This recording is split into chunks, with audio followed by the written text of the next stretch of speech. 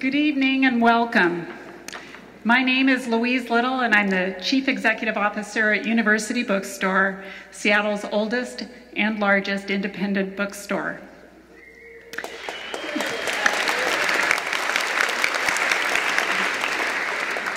Senator Warren was raised in a working-class family in Oklahoma. Getting a college education was not assumed, but she pursued her dream, first attending George Washington University and then the University of Houston, where she lived after she was married. Her first child was born soon after graduation, and she juggled the demands of motherhood with the challenges of law school at a time when there were few women pursuing such degrees. After receiving her law degree, she became a law professor, eventually landing at Harvard University. Early in her career, she began studying and teaching bankruptcy law, which set her on her life's course. She's become a passionate advocate for workable bankruptcy laws, for economic equality, and for consumer protection in a variety of governmental bodies. In 2011, after being passed over to serve as head of the Consumer Financial Protection Bureau, which she helped create, Elizabeth Warren declared her candidacy for the Senate, and after a hard-fought campaign, she joined the upper house of Congress in 2013.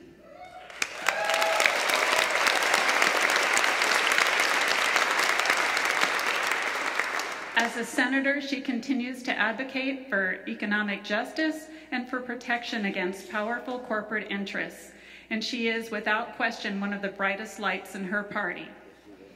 In a fighting chant, she discusses her years of involvement in public policy, what it has taught her, and why she continues to fight. Ladies and gentlemen, please extend a warm welcome to Senator Elizabeth Warren.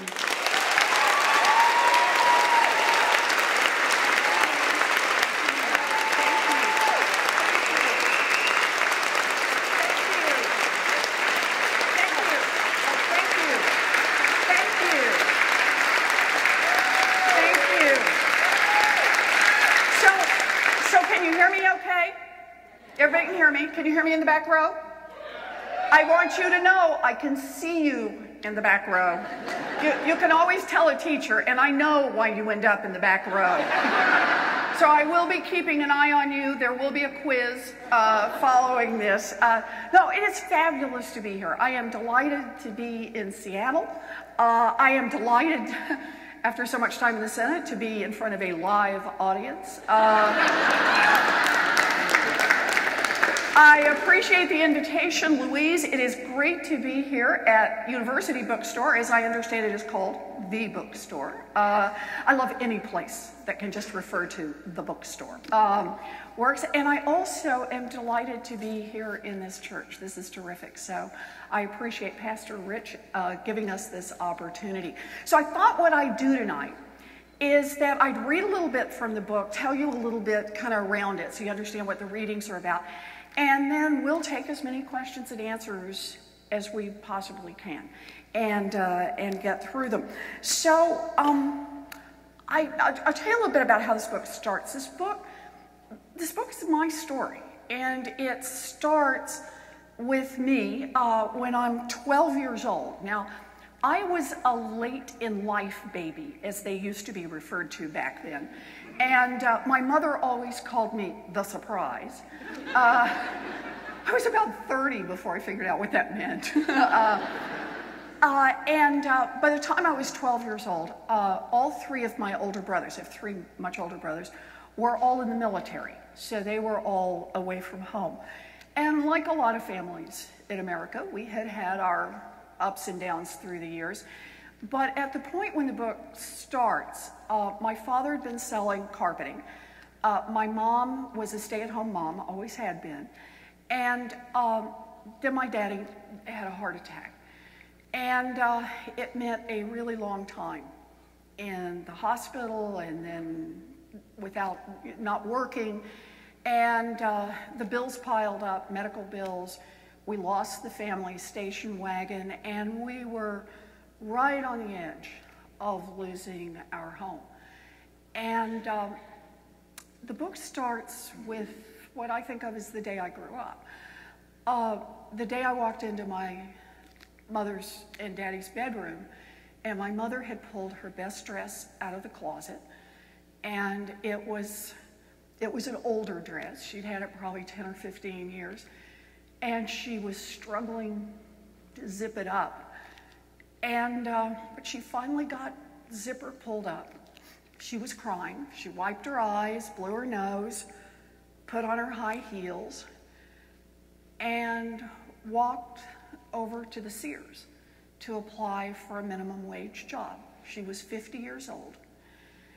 And she got a minimum wage job, which at this point in time was enough to keep a family of 3 afloat, because America set a minimum wage at a point where someone worked, kept a family out of poverty.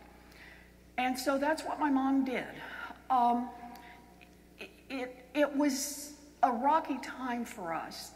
And ultimately, as I walk through in the story, there was no money for college. I got a college scholarship and went off to George Washington University, where I was a debater. I'd been a debater in high school, a state champion debater. Don't cross me. But a boy that I'd known, first boy I'd ever dated, boy I dated when I was 13, dropped back into my life. He was 17 at the time, so at this point he stayed 4 years older than I was, and dropped back into my life, decided he was ready to get married, and proposed to me. And at 19, I was a pretty iffy case for whether or not I was ever going to find a husband, which my mother had made clear was my #1 job in life. And no, this is true. And so I dropped out of school in a nanosecond and married him. But I really wanted to go back to school.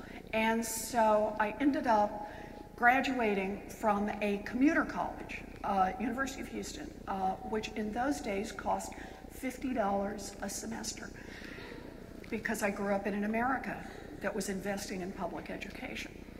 And so anyway, what happens is we move around some. We have a baby relatively soon. I decided on my daughter's 2nd birthday to haul off and go to law school, which I mean is like totally nuts. I was the first in my family to graduate from college, much less to do something nutty like this. But I had seen lawyers on TV, and what more did you need to know? I like to say I was the first lawyer I ever met. So I hauled off and went to law school, and going to law school was actually an enormous adventure. I went to a state law school, and I'd get up every morning and I would drop Amelia off, my little daughter, at daycare. And I'd go into classes, and then I would pick her up in the afternoons, and we would tell each other stories about our adventures. And she would tell me about the boy who smeared chocolate pudding in his hair. And I would tell her about the professor who called him the coat in the back of the room, which is a true story. And we would laugh hysterically. And so that's where this part of the book that I thought I'd read about today starts. So one morning, when Amelia was little, she was sitting in a booster chair at the kitchen table eating cereal. I popped a few pieces of bread into our toaster oven, got busy doing 6 other things, and quickly forgot about the toast. When I saw the smoke pouring out of the toaster oven, I grabbed the handle, pulled out the tray, exposing 4 slices of bread that were on fire, as in flames leaping up from them. Always a quick thinker, I screamed. I threw the tray at the kitchen sink. 3 pieces of toast hit the target, but the 4th went high, setting the cute little yellow curtains on fire. I screamed again. And then I grabbed Amelia's cereal bowl and threw it at the burning curtains. The milk doused most of the fire, and I calmed down enough to realize that throwing things was probably not my best strategy. Then I noticed that the toaster itself was shooting sparks and seemed to be on fire. How long had this thing been on? So I got a glass, filled it with water. Yeah, exactly. Took a deep breath, and poured the water on what remained of the flaming curtains. I then grabbed a towel and beat on the toaster until everything seemed quiet. It cooled off and I could unplug it. Now that may have been the year that I started so many kitchen fires that Daddy gave me a fire extinguisher for Christmas. Back then, Our toaster oven had an on-off switch, and that was it. On was on, which meant that it was possible to leave toast under the little broiler all day and all night until the food burned, the wiring melted, and the whole thing burst into flames. At some point, and I don't know when, someone had the bright idea of adding a timer and an automatic shutoff. This simple change made it a whole lot harder for distracted mothers or anyone else to leave a broiler running until it set the kitchen on fire. 30 years later, while working on an article about how government could protect consumers from predatory financial companies, do you like this transition? I thought about those old toaster ovens. By then, it was all but impossible to buy a toaster that had a 1 in 5 chance of bursting into flames and burning down your house. But by the 2000s, it was possible to refinance a home with a mortgage that had a 1 in 5 chance of costing a family their home and putting them out on the street. In fact, it wasn't just possible. Those mortgages were bursting into flames all over the country. Why the difference? The United States government is the difference. By 2007, the year I was writing my article, a government agency actually monitored toasters for basic safety. And if anyone tried to sell a toaster that had a tendency to burst into flames, the agency would put a stop to it. In fact, government agencies ensured the basic safety of pretty much every basic product for sale. No lead paint in children's toys, no medicines laced with rat poison, no cars without functioning brakes, and no exploding toasters. But in 2007, there was no government agency that would stop the sale of exploding mortgages. And so, as you can imagine, this part of the story goes on off into my battles in Washington. Now, this book is a first-hand account of what I lived and what I saw up close and personal. It tells the thread of my story, but in my view, it also tells the thread of America's story. I am the daughter of a maintenance man who ended up in the United States Senate. And sure, I worked hard, but I never forget the fact that I grew up in an America that was building opportunities for kids like me. So here's how I see this. Coming out of the Great Depression, America made 2 fundamental decisions, and they are remarkable decisions because they are not decisions that had been made elsewhere or that we had made before. The first was that we put strong rules in place to help level the playing field. It was all about having a cop on the beat. No one should be able to steal your purse on Main Street or your pension on Wall Street. So the basic idea was about safety. Over time, it also was about safe drinking water, about safe medicine, and eventually about safe toasters. That was decision number 1, a cop on the beat. The second was America built a future for kids. It built a future by investing in education so that kids could get out there and learn more, earn more, produce more. It also invested in roads and bridges, in power grids. Why? Because nobody knew what the next great business idea was going to be, who was going to start the next great business. But we were all pretty sure they were going to need to be able to plug in and get power. They were all going to need to be able to have roads to get their goods to market. And they were all going to need workers who were well educated. So we made those investments together so that whoever had the great idea, whoever was willing to work for it, could get out there and do it, but could help produce more, something that would benefit us all. And the third investment we made, this one is an extraordinary one, and it speaks to something fundamental about who we are as a people. We decided to invest in ideas, in research. We decided to invest in medical research and scientific research and engineering research. We invested in research on the idea that if we built a big pipeline of ideas, our kids and our grandkids would have opportunities that we could barely dream of. So that's what we did.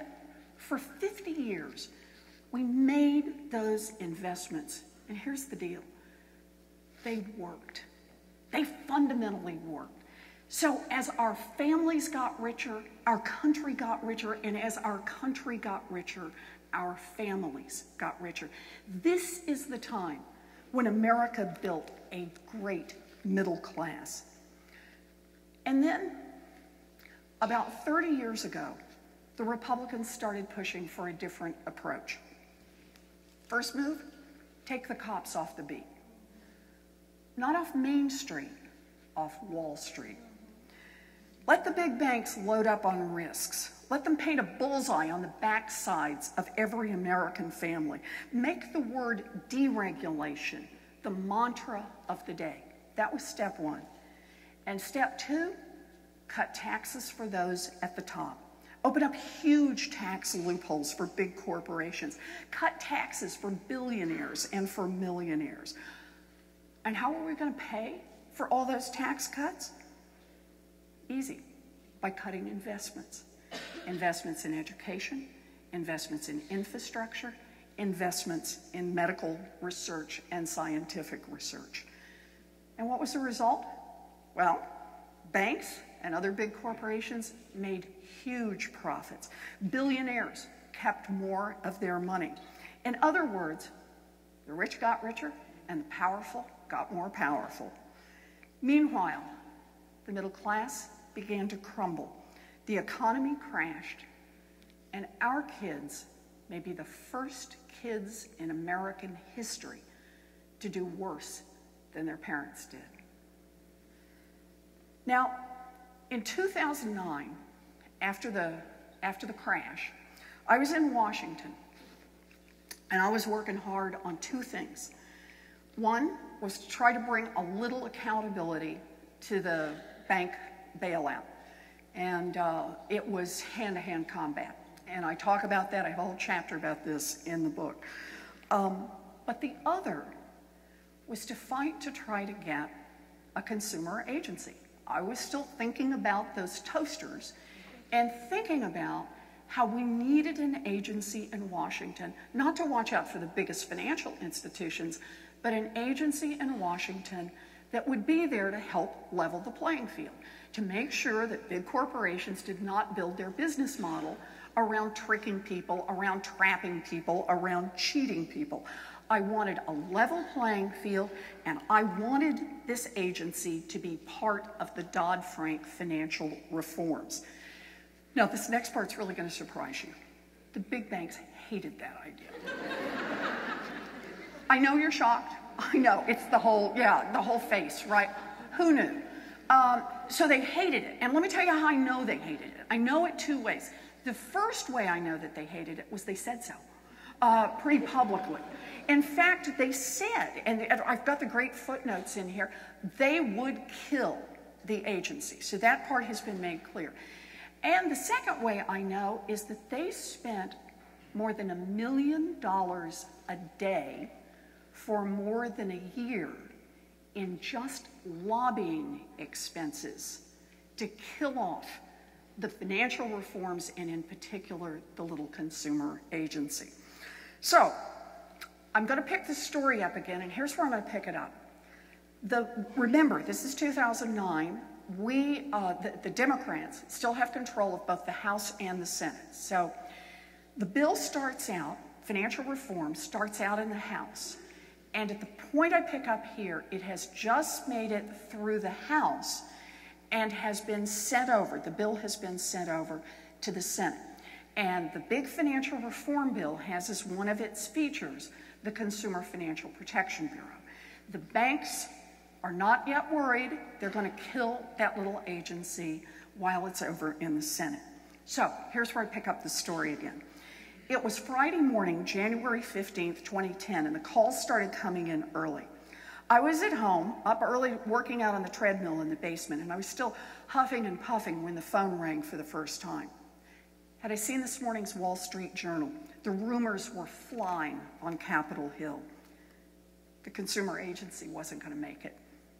Senator Dodd, in an effort to move the larger financial reform bill forward, Senator Dodd would trade it off. There might be some face-saving attempt to set up a new consumer protection department somewhere else in government, but there would be no strong, independent agency with the authority to get much of anything done.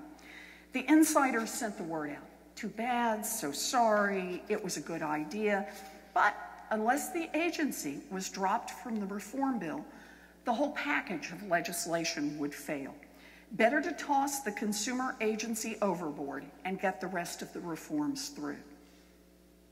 I listened. So this was it. The consumer agency was dead. All the families had been cheated by big banks and the credit card companies. All the hard work by Barney, the consumer groups, Heather, Dan, the president, all that knocking on doors and all those meetings. And now it was coming to an end. So I asked if there would be a vote, even a losing vote. But the answer was no. The death wouldn't be a public execution. Instead, the Senate Banking Committee would propose a financial reform bill with no consumer agency in it. No one in the Senate, not a single Democrat or a single Republican, would ever have to vote against the agency. Instead, it would just be suffocated quietly in its crib. No one would ever know exactly who killed it or why. So I asked my last question. When? How long before the locked-in version of the bill would be introduced in the Senate Banking Committee, with or without the consumer agency? Best estimate, 3 weeks. The deal wasn't finalized, and there were still a lot of other moving pieces that needed to be worked out. So I called Dan. Now, Dan is my former student who appears much in this book and kind of my wingman in Washington. I called Dan and I said, Dan, we've got 3 weeks. Because the way I saw it, we had nothing to lose. I didn't want a job in the Capitol, so what did I care if I ticked off a lot of people in Washington?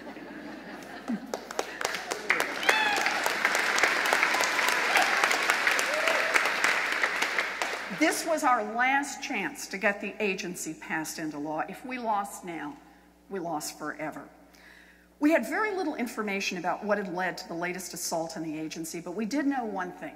The Senate did not want a tough vote on this issue. Dan explained what that meant. The consumer agency was popular, and to a lot of senators, a vote on the new agency meant having to choose between angering the public and angering the banks. And they didn't want to do either.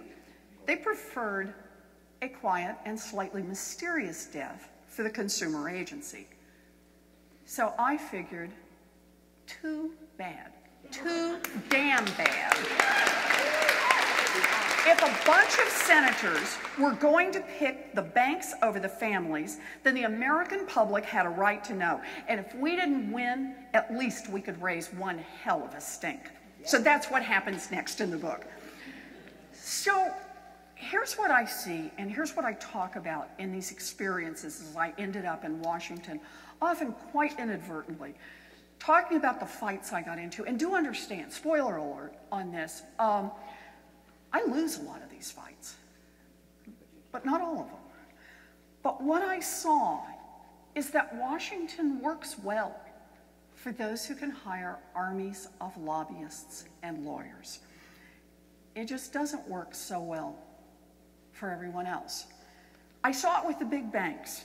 They cheated American families, they crashed the economy, they got bailed out, and now, today, the big 5 banks are 38% bigger than they were back in 2008. Think about that.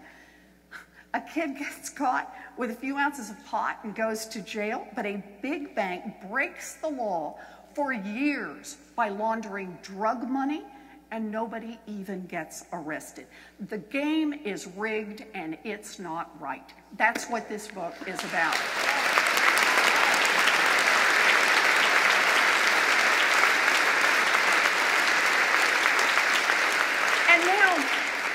just double down on the point, because it's not just the big banks.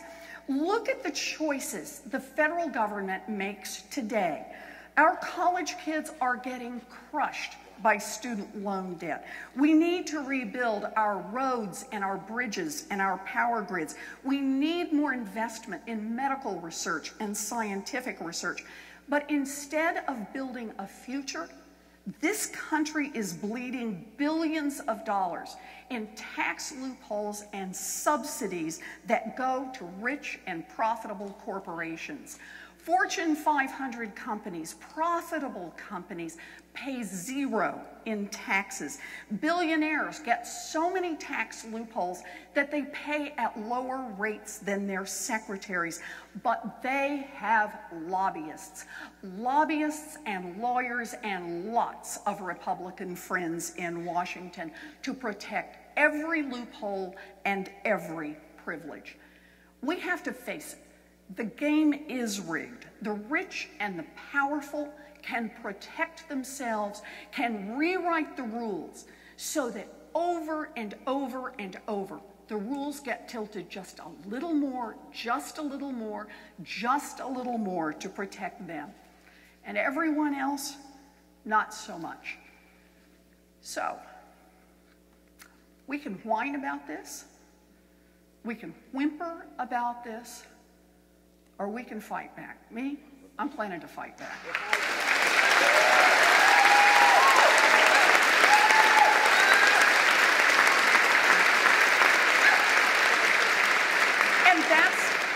And that is what this book is all about. This book is about the fact that the game is rigged and that it's up to us to fix it. Now, I want to say one more thing about this. Change is hard. And when you're up against organized money and organized power, it is really hard. Hard, but possible. That little Consumer Financial Protection Bureau, we got it passed into law. We got it done.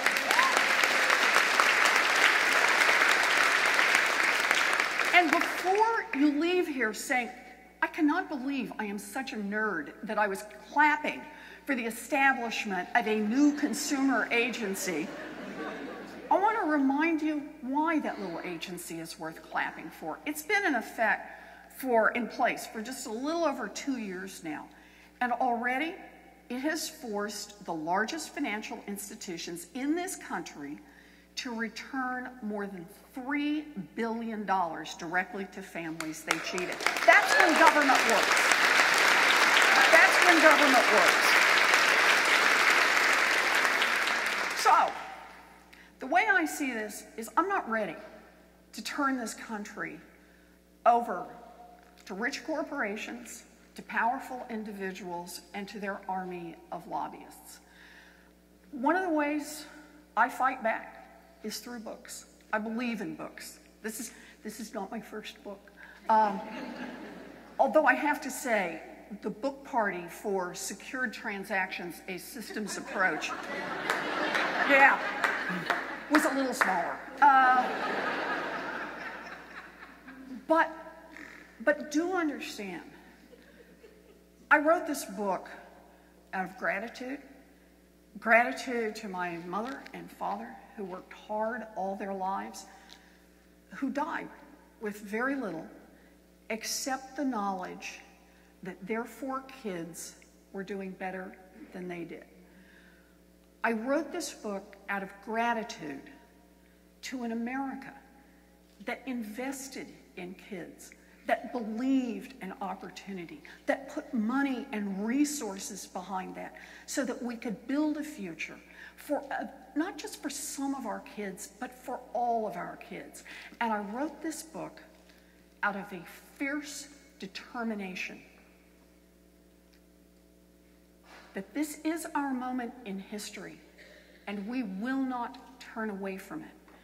It is our moment when we decide what kind of a people we are and what kind of a country we are going to build. And I believe that together we will build the kind of country where every kid gets a fighting chance. So that's what it's about for me. Thank you. Thank you. Oh, thank you. Thank you. Thank you. Thank you. Thank you. Thank you. Thank you. So we now have our official question and asker, right? Hello. Hello. And I will take consumer protection for 400, please, Alex. That's what I want. I want like a big board of this. Okay. All right. I'm ready. Okay. Hi. Okay. First, let me just say I'm Saya Emerson. I'm the assistant manager of the book department at University Bookstore. Good to see you, Saya. Thank you. And it is so wonderful to hear you say that you believe in books. Thank you for inspiring all of us tonight. Okay.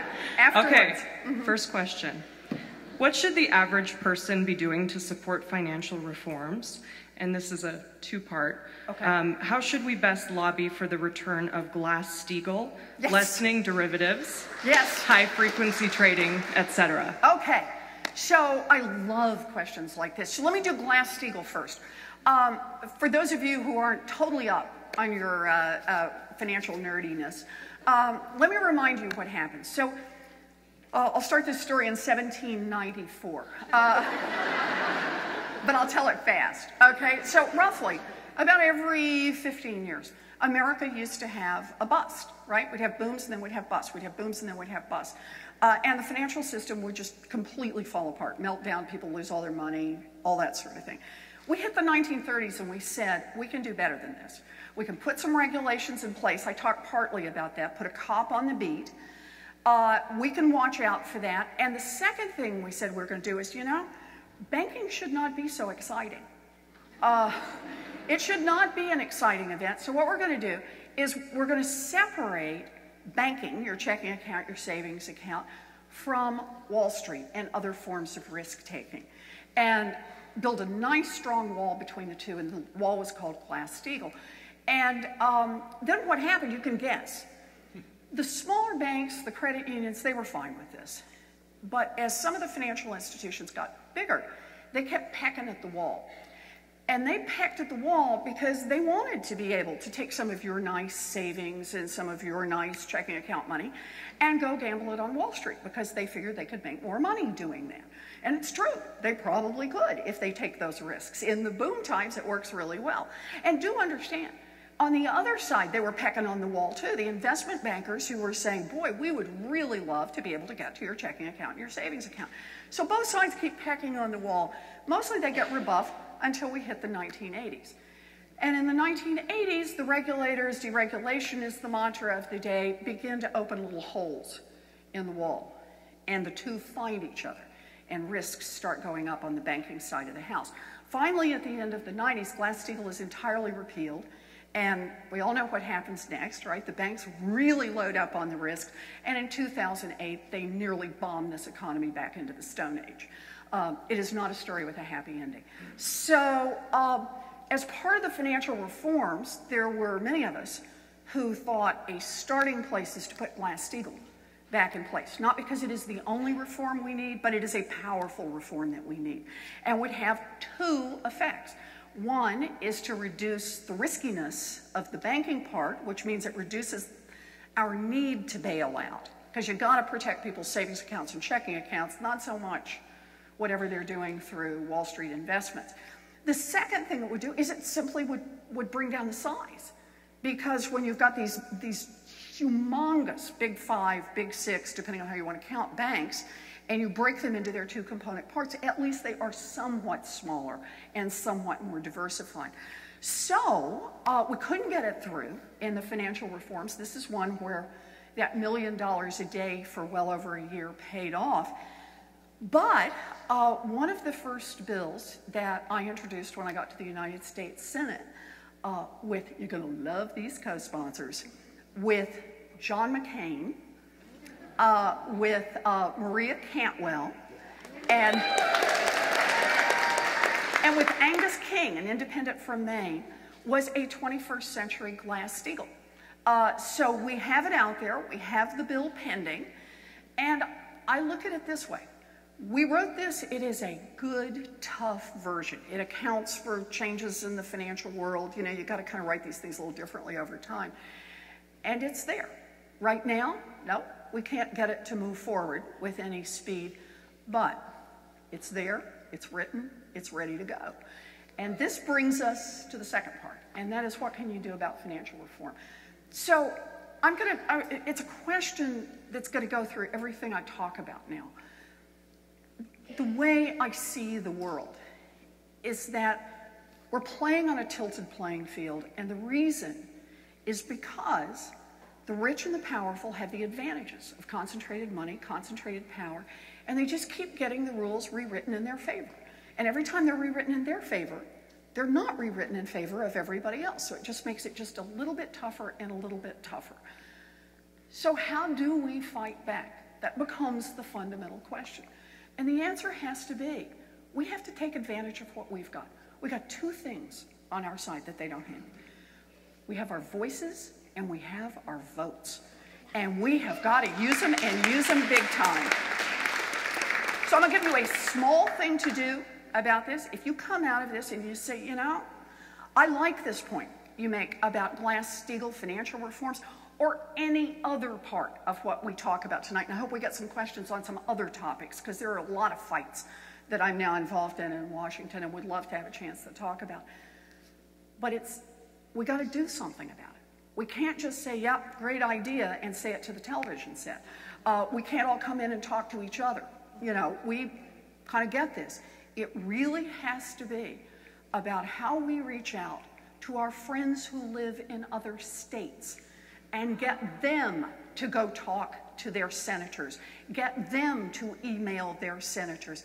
How much we contribute, $5 and $10 to campaigns, how much we sign petitions. You think that stuff doesn't matter? I'm here to tell you, it matters, and it matters big time. That if we use our voices, if we use our votes, if we work collectively, we really can change the direction of this country. I not only believe it, I know it. I know it all the way down. So that's what we're going to have to do on this. We'll talk more about it, but that's it. Thank you. All right, next question comes from a husband and wife who between them have multiple degrees and $250,000 in student loans. So their question is, what is your strategy to get the student loan bill to pass? Okay. So here's the deal on student loans. All right, I want to do this a couple of different ways. So here I was, a baby senator, starting out a year ago, January, right? January of 2013. And you're going to love this part. I didn't have an office. They put me in a trailer. This is a long and complicated story about the Senate moves on Senate Standard Time. So we had 12 newcomers in our, 12 senators, obviously, who left. It stayed at 100. It took 7 months for the Senate to decide who was going to have what office as we moved forward. But there I was, sitting in my trailer, thinking about, I'm a senator now, I'm living large. And, okay, so I got to tell you this story. So I had been a senator for like an hour and a half. When the security people come to tell you all the things that can happen now that you're a senator and what to do about them. So it was things like, so if you see a green gas coming through your air vents, I'm not kidding you, it was they keep this helmet thing in your drawer, and he made me put it on so I'd know how to put it on. And they go through all this. If you hear gunfire, lock your door. I'm not kidding. So they go through everything, fire, pestilence, flood, all of the things. And he's checking off his list. So the three of them sitting there, he checks off. He's very sober about this. And I'm like, really? Every time he goes through one, really. By the time he hits item number 14, I'm rethinking the whole Senate thing. And so finally he looks at me, he says, I'm to the last item on my list. And he said, tornadoes. I said, yeah. And he said, So he said, you will be pleased to know that the Capitol and the Senate office buildings are built with, 14-inch thick walls with steel reinforcement and, Thor's hammer, in the middle. And so he goes on and on about, and it's strong, and he said, the official advice to senators is shelter in place. And he looks at me and says, you, however, live in a trailer. And I said, yes. And he said, my advice to you, run. So, I'm sitting in my office thinking about this, living large, like I said, and the first bill I ever proposed, I walked down on the Senate floor and laid it down, and it was to say that students should be able to borrow money at the Fed discount window, the same way the largest financial institutions do, for the same little fraction of a penny.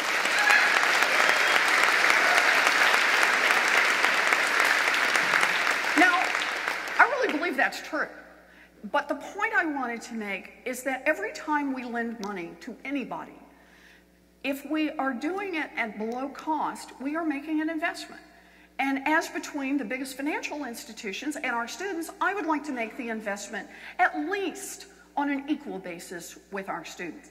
Now, I did that bill. I didn't think anybody would actually, well, I shouldn't say I didn't think anybody. I thought everybody would rise up and say that makes so much sense. But I got 19 people who voted for that ultimately on that bill. Didn't win, but this time around we got a new bill. And here's the new bill. So for all of you, and by the way, co-sponsors include Patty Murray and Maria Cantwell. So got our women out there making it happen. Part of the reason I am happy to be in Washington is on this bill. And here's what the bill proposes. It says that we're going to take listen to me on these numbers, the $1.2 trillion outstanding in student loan debt. Think about that. 40 million Americans are on the hook right now for student loan debt. We're going to take that money and we're going to refinance it down to a lower interest rate. Now, that may not sound like a lot by itself, but I just want to tell you a little bit about the realities about where that money is right now. Right now, if you have a home, most of you know, in this current low interest rate environment, you can refinance and get a lower interest rate. Businesses have already refinanced down to a much lower interest rate. Townships, municipalities have refinanced. Students don't have that opportunity. So if you got a student loan a few years ago and got hit at the 7% interest rate, 8%, 9%, just wave when I hit your number, 10%, 11%, okay, and it keeps on going. People are stuck in those loans. And now here comes the genuinely shocking part about this. So we've got people trapped in these high interest loans. Guess what that does for the US budget? The federal government is making tens of billions of dollars in profits off the student loan program. Just the cohort of loans from 2007 to 2012, just that little slice, is on target to make $66 billion in profits for the United States government. That's after the bad debt losses, after the administrative costs, after the cost of funds. Think about that. So here's what the bill proposes. The bill says we're going to refinance down to the interest rates that the Republicans just agreed to last year. Everybody voted on it. Majority of Democrats and all of the basically all the Republicans voted for, which is 3.86% for undergrad loans, a little bit higher for graduate student loans. We're going to refinance all that debt down. And how are we going to plug the hole in the budget? The answer is we're going to close up the tax loopholes and pass the Buffett rule. Yeah. So,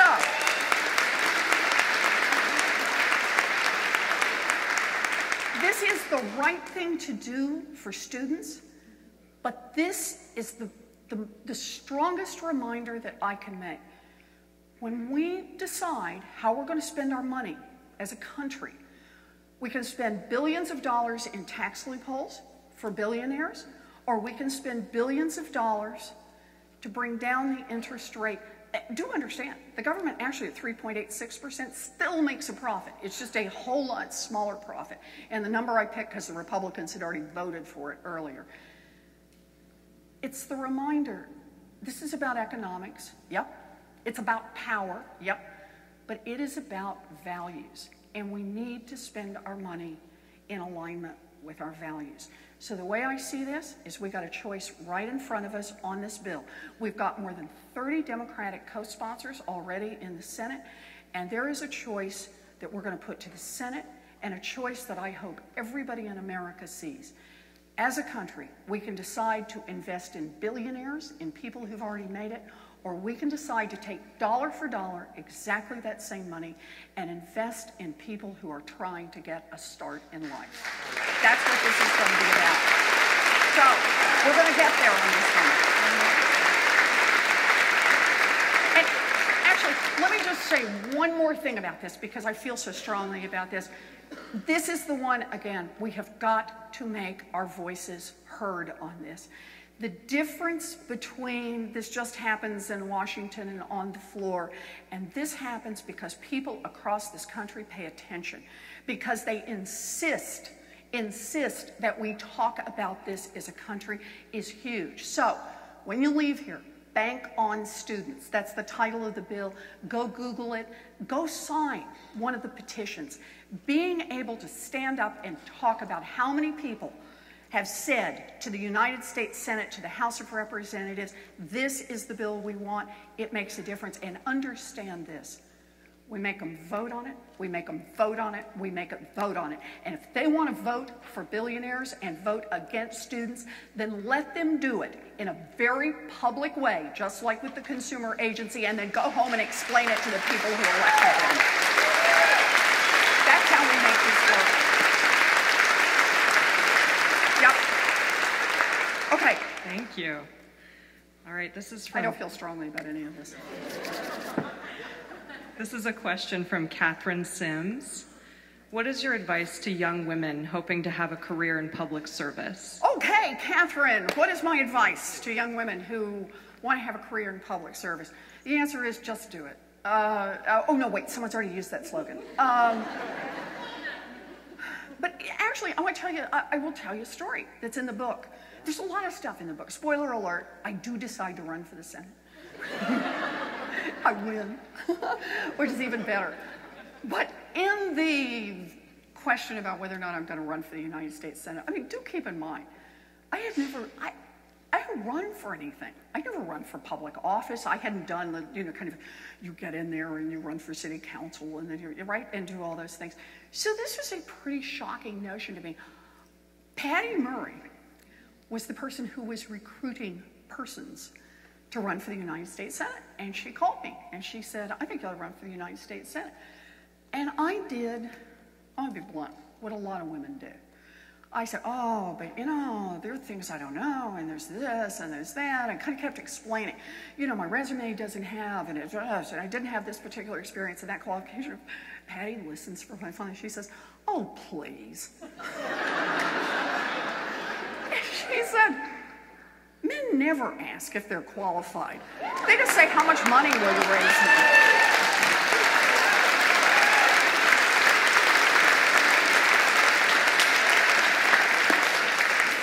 So I'll tell you something I did. Once I decided to run, one of the first things I noticed was there were little girls who showed up. And I mean, sometimes little tiny, sometimes bigger than tiny, but little girls who showed up at various campaign events. They'd show up. And I made a point early on, every single time I saw a little girl, I'd seek her out. And I always got down on her level. You can always tell a teacher. And I would say, my name is Elizabeth. I'm running for the United States Senate because that's what girls do. You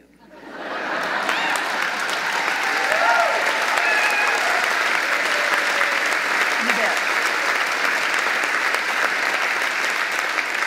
And then we do pinky promises so that we would remember. We have lots of pictures of pinky promises. We got another one? Yeah.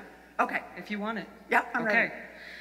In 1986, Social Security was fixed for the next 75 years by Reagan and Greenspan. What happened? Yeah, let's haul Reagan and Greenspan in here to talk about that. So here's the deal on Social Security. I'm making a couple of points on Social Security. Social Security has been changed 30 plus times through the years because the country changes. People live longer, the number of women working shifts, how much people earn, kind of the curves change. And until the 80s, these were pretty non-controversial changes. The demographers would come in and they'd show you how the numbers were running, and you kind of you'd adjust the tax on Social Security to get it right so that Social Security would be secure forever and would be able to pay at what inflation adjusted would be about the same amount of money. And when we hit it the last time in the 80s, part of the mistake, in my view, was to ever describe it as it is fixed. No, it's fixed until we have more information about what's happening, about how long people live and so on. But the other one was that we didn't inflation adjust on the revenue side. So the benefits kept going up with inflation, but the cap on how much of your income would be subject to Social Security didn't move. And I just pointed out it's a math problem. It's not a policy proposal, it's just a math problem. That if it had adjusted for inflation, we wouldn't be having any problems with Social Security. They just would have moved together. And you know, it's not that you wouldn't have to tinker a little bit around the edges, but basically it would all work. So here's the deal. Now it's gotten caught in this political web. And it goes back once again to a fundamental question about who we are as a people and what it is we believe in. I believe we have got to solve this problem. We have got to not only make sure that Social Security is there and that it works for the rest of what is our timeline that we can see, but basically for the rest of this century. But it is also time, now that we are caught in a terrible retirement crisis, remember the other parts of what happens in retirement. We now live in a world where the defined benefit plan is disappearing, something that was there still back in the 70s and into the 80s. We live in a world where families have been under such financial stress for so long that they have been unable to save. Just keep in mind, the median family in 1971 was able to put away about 11% of their take-home pay in savings. The median family by 2001 was putting away zero and was, in fact, head over heels in debt. And we have watched the #1 retirement plan in America, which was pay off your house and live on your Social Security, disappear with the bottoming out of the housing market. That now is a moment when we have to think not only about how we stabilize Social Security going forward to make sure it's there for everyone who is paid in, but how it is we think about those payments so that we readjust them so that for the 14 million Americans for whom Social Security is all that stands between them and poverty, for those who most depend on it, that Social Security payments will be increased and that we will have the ability in the United States to say to everyone, after a lifetime of work, you can retire with dignity, because that's the kind of country we are. So that's what I believe. So we can get one more? You got it. Okay, I have one final question. One final question. Make it a good one. Okay, it's a paragraph. Oh, okay. They're getting a little restless down here. Do you know about our state initiative 1329? Whoa! Yes. Seeking to join 16 other states that have already passed such a resolution to reduce the influence of big money in elections and to clarify that the Bill of Rights is for people, not artificial entities like corporations. Right. Okay. Yes. So let me start this by saying, after being a law professor for more than 25 years, the idea of amending the United States Constitution sort of makes my eyelashes get frizzy. I mean, it's not a place I want to go. But the United States Supreme Court has given us no choice. We are going to have to amend the Constitution.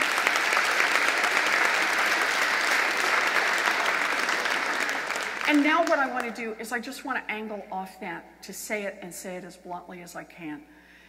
Every time I talk about the tilt in the playing field, I talk about the $1 million a day to lobby against the consumer agency, the fact that they're still out there, pounded on the door. They still walk through Washington, walk through the halls of Congress, blocking legislation they don't like, trying to roll over the agencies. Money has a corrupting influence, and we can never fix it perfectly. But the Supreme Court has taken us so far out of line that we, the people, have got to push back. I wrote this book, as I said earlier, out of gratitude, but also out of determination.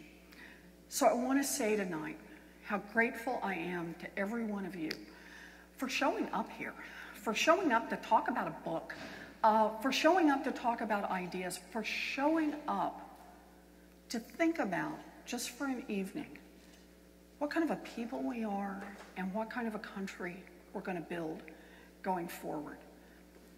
One of the things that's clear in this book, if you get a chance to read it, is I didn't set my path. There was no secret desire somewhere in my heart that someday I would be a YouTube star with someone on the other end of a pointed stick. There was nowhere in here that there was a secret desire to do anything other than the one thing I announced right at the beginning. I always wanted to be a teacher. That's what I've wanted to do all my life. But this is our moment in history. And I'm not going to let this moment pass and say, I turned the other way when the big corporations just took over this country. That I turned the other way when money and influence in Washington meant that we write a set of rules that don't work for America's families. They just work for those who already have power and privilege. And so I wrote this book as a way to fight back. But I go around and do my best to talk to people about this book because I really hope that you'll be part of this fight. The only way that our kids are going to have a future, that our grandkids are going to have a future, is if we talk about our values, if we use our voices, if we use our votes. So thank you for being here tonight, but more than anything else, please be part of this fight. This is how we're going to win, and it's the only way. Thank you. Thank you. Thank you. Thank you.